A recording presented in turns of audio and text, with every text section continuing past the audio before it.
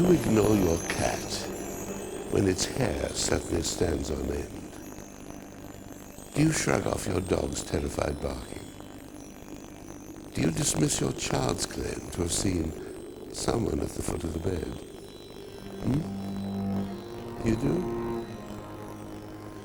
I think you're being a bit hasty.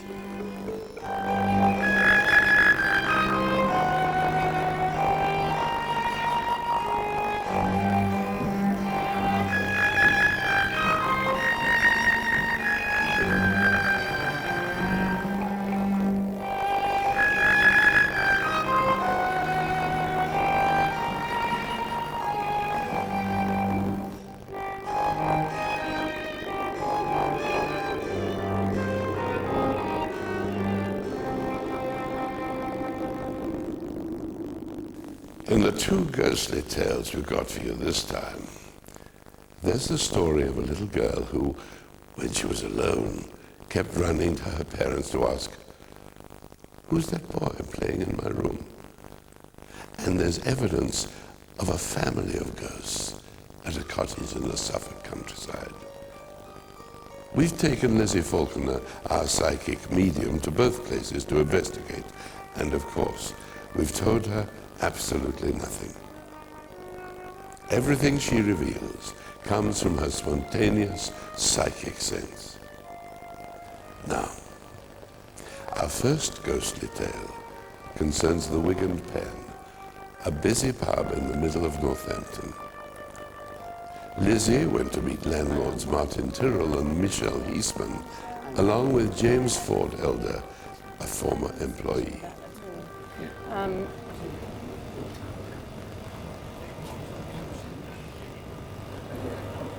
I'm picking up on a little boy, and I'm picking up on the need to go underneath this There's a cellar floor. room. Right, okay, so hopefully we'll go down there. But I get a difference between mischievous things going on here, but I also get a slightly more sinister aspect to it as well. You get mischief up here, but downstairs is a bit chilly. Well, should we go and have a look downstairs and see Have a look in the what's cellar. down there? Yeah. And then if need be, I can always come back upstairs and Okay. see what I pick up on here. Yeah, okay. No worries. So you can show me. Yep.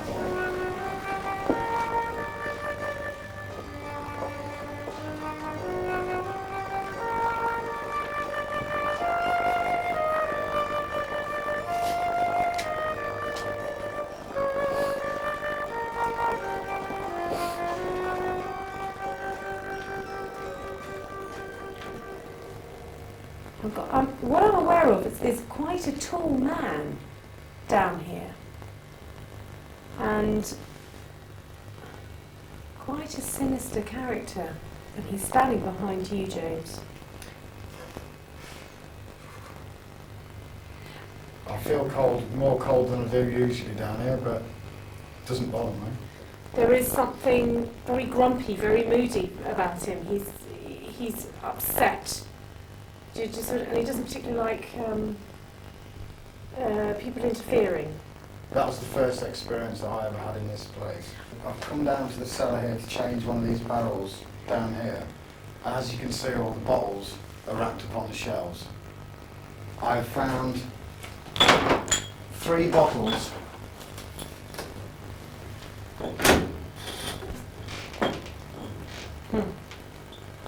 Uniformly set up. But I knew that I was the last person upstairs because I set the alarm. And I was the first person downstairs in the morning. Well, he's talking about the pigs. I'm getting the pigs. He's talking about the pigs. There was allegedly a murder in the local baking factories that made where you're getting your pigs from. Ah, okay. The bacon factory was at the back of the beer garden outside of the pub. The victim was allegedly had her head removed from boils. Lovely. And so did her baby. I can't remember what sex the child was though. If it's a boy, you may be getting a young boy from there. But I feel that the child that we've got here is looking for something and can't find it. I'm just wondering whether the mother was killed before the child, and the child could be looking for its mother. Maybe. I am picking up there is a woman around here too. You're full of ghosts. Do we need need to go into that little room? We have actually lots of funny games in there for the Yeah. last 4 weeks. Yeah. Let's go back up and see what we can see up there.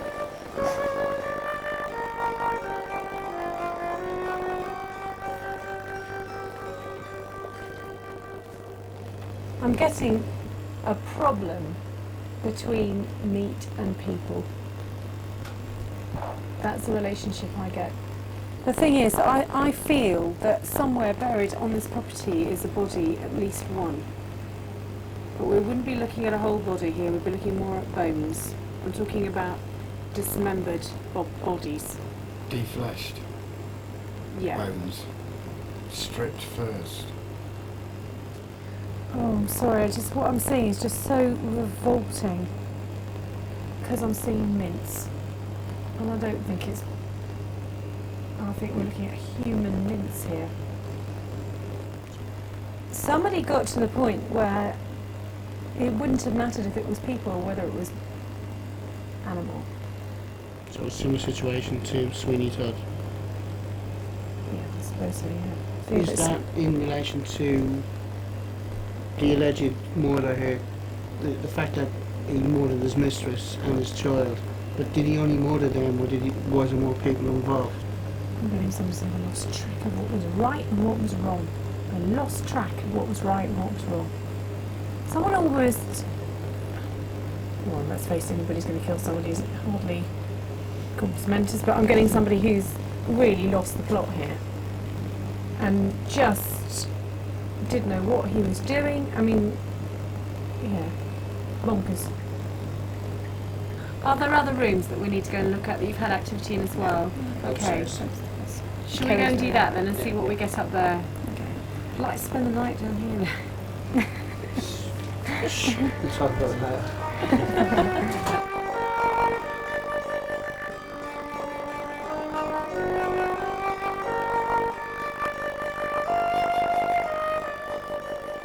Oh my god, my head.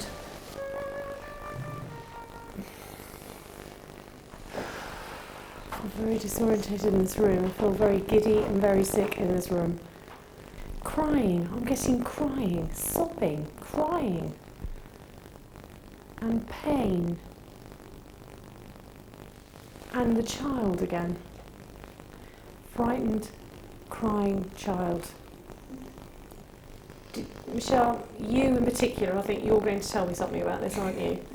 Well, we've got a 2.5-year-old little girl, and I was sitting in the lounge, and she said to me that there was a little boy in her room, and I said to her, "No, don't be silly." And she said, "I'll show you, Mummy." And she brought me up here, and she pointed to that corner and said, "Look, there's a boy there." Well, I couldn't see anything, but she was quite adamant that there was a little boy there. She said he was crying. She has told me he was crying. He was crying for his mother. That's strange, because when we were... Kerry helped me paint in here, and she says, I was on the ladder, and she was saying there was a little boy there, and I says, what's wrong? She said he was looking for his mummy, which is a bit... Well, from a 2.5-year-old's point of view, she has no preconceived notions of... Well, children are very, very psychic. You know, they have no, as you say, they have no preconceived ideas of anything at all. This started happening about a week after we moved here. Yeah. He's frightened. Mm. He's frightened. But it's the tear-stained face I'm getting with him, and the long hair, and the huddle, his hands around his knees. That's what I'm getting. But he's not very big. He's only about 6 at the most. So where else do you think we need to go, or how do you think we've completed our task here? Because I want you to feel satisfied that we've done. He's pulling my hair. I'm getting that he's pulling my hair. They often do that. Well, I think Where we've been is many places. I still feel there are bones around.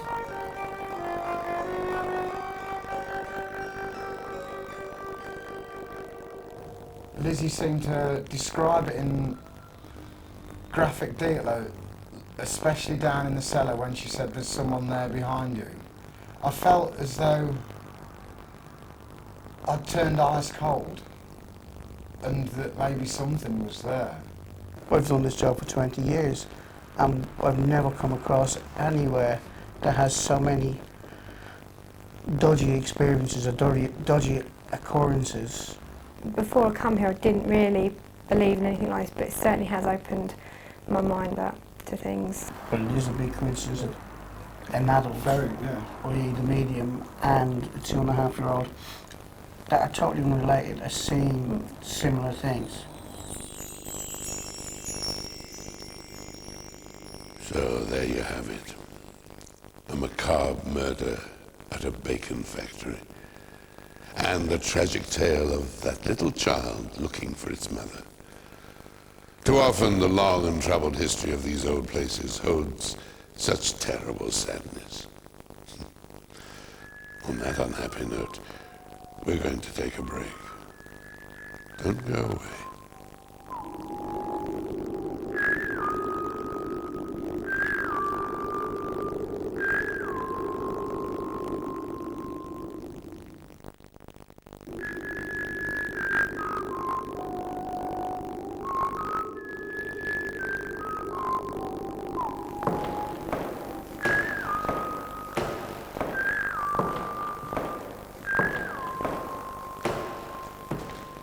So, you turn out the lights, close all the doors, and go upstairs to bed. You come down in the morning to find all the lights are on and the doors open. The windows and outside doors are still bolted shut. What is going on? Well, Lizzie went to Rattlesden in Suffolk to find out. This picturesque little cottage is owned by Gillian and Tony Terribile. What I'm getting is quite sweet, really. I'm getting this feeling that there are children hiding, running around hiding.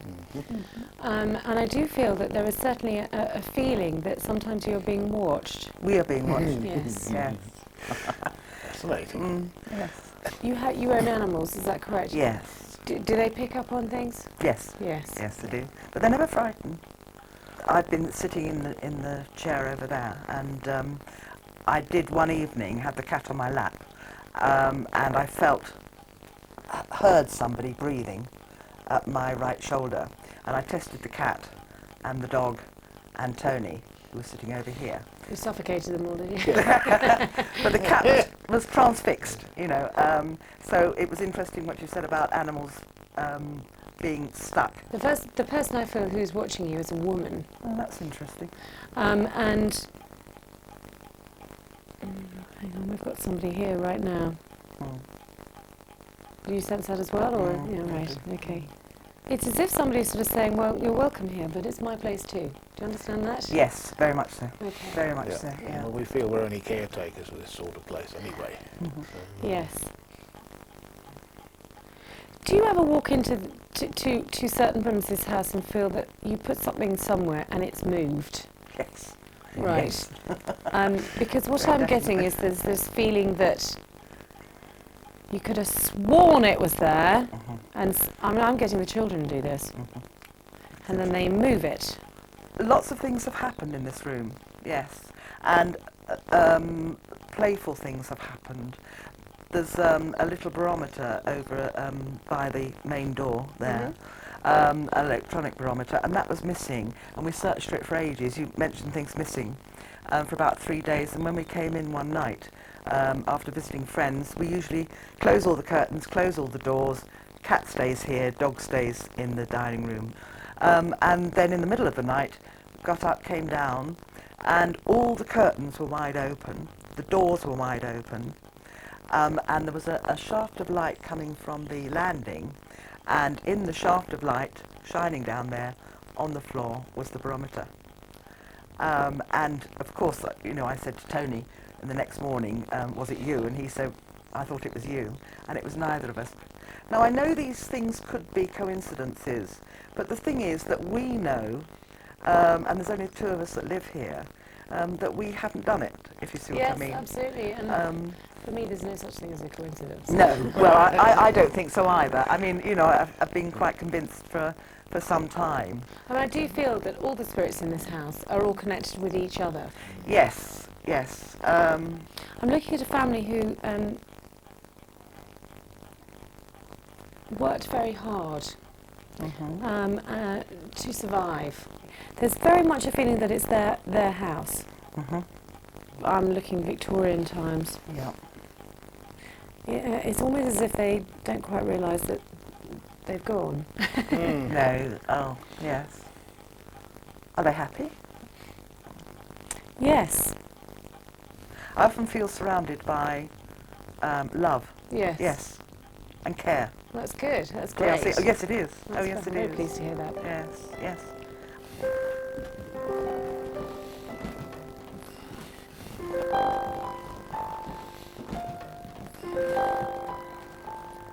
I sense something in both rooms, but I need to come in here. Would that be all right? Absolutely.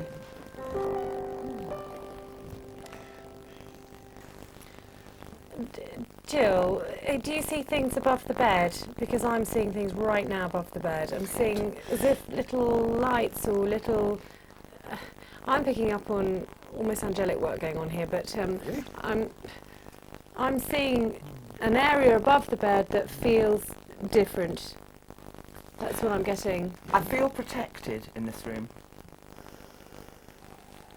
I'm seeing I'm having somebody play games with me, because every time I'm looking in one direction, I'm getting somebody moving past me in this direction. Of course, every time I turn, they disappear. But there is some.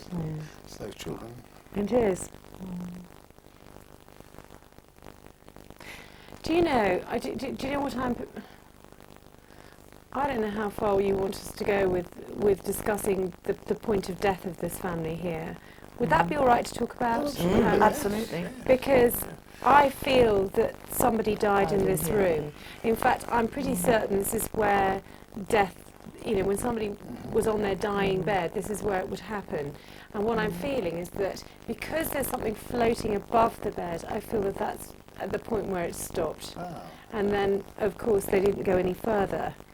Right, there was a little girl who was drowned in a pond behind the garage in this in the garden. The older child is not the one that drowned. No, I So wonder she whether must it's the have had a younger bigger sister. But she's very much sort of clinging on to the older one. one. Right. I'm definitely picking up that, you know, here this is probably the reason why they didn't want to go, was because they all wanted to stay together, and they were very As a close family. very Yeah. very close family. Right. Okay, so where to next? What about trying Dining room. dining room? Yes. Yes. Okay. Okay. Yes. Tony, lead the way.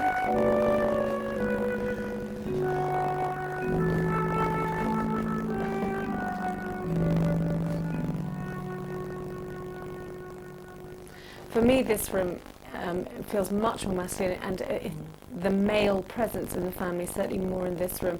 So tell me a bit more about what's happened here. Well, I saw from the chair in the sitting room once, and it's the only clear thing I've seen, was a male sleeve, the white shirt, and he was reaching, it was just in front of the sofa there, and he was literally reaching for something. Right. And it was just literally a male sleeve. I knew it was. I thought at first it was Tony, and then but Tony was out, and then I thought, well, no, it's not. It's an old shirt. But probably the most striking one was this brass plate, copper plate, sorry, was on the ground. And one time, and as we just had the carpets fitted, I thought, okay, fair enough, so put it back. About half an hour later, and there was only Tony and myself in the house, there was a whole load of A4 paper lying in that grate, and this plate was on top of it. That was striking. That was the first real time that Tony couldn't gainsay, you know, that there wasn't possibly something. No, well that's Someone pretty... here, yes. The strange things about spirits that I've heard, many stories of spirits and what they do, is they often do things quite uniformly, quite neatly and yes. tidily. I think once or twice, when you tend to sort of say, okay, You know, have you moved the chair? No, it must be you. It's not me, sort of thing. And then it was almost as if this time they wanted you to know they were moving things. Absolutely. So what they're trying to do is to make sure that you understand it's not an accident. It's not the wind. You know, look what we've done. Yeah, that's right. And you know full well it wasn't you, and you know full well it wasn't you. I don't think you've heard, you know, the end of all this. I'm absolutely certain there's going to be probably not. more to come, which would be great. But thank you so much for showing me around. It's been My really pleasure. interesting, and you've got a very nice cottage with a lovely you. view. So and some friendly ghosts.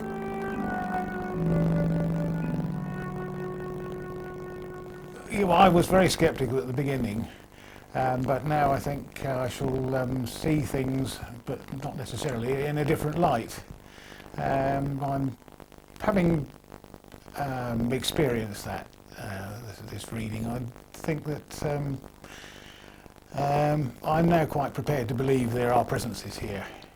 I don't mind sharing this cottage with as many spirits as there want to be, but I have a feeling that all these spirits, quite frankly, have enjoyed this house so much, they just want to come back and feel that we love it as much as they did, and also we'll take care of it. And I felt this from the day we've moved in, Yeah. haven't I?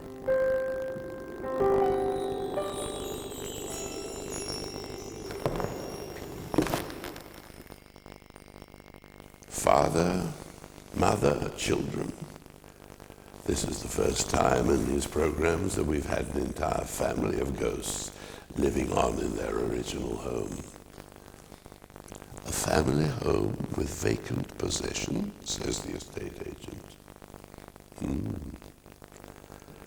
I'll leave you to ponder that. Until next time, sleep well, if you can.